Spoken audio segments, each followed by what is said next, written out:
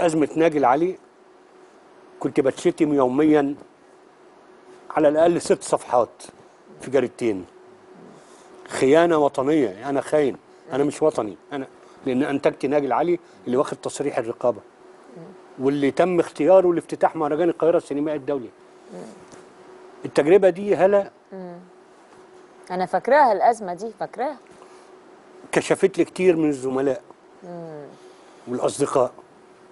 هي بتبقى حلوة قوي إن الواحد تحصل له تجربة قاسية بيشوف فيها حاجات كتير. سمير صبري كل يوم يكلمني يقول لي مش عايز حاجة، مستحيل انساها لك سمير.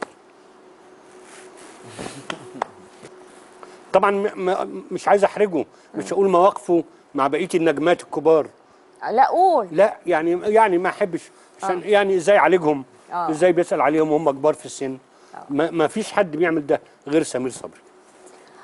أنا شاهدة على حالات كتيرة. يعني سمير خلاص بقى، طلبت بنفسك اهو، خلاص انت طلبت النكد بنفسك وانا عيط ولا حاجه. بص يعني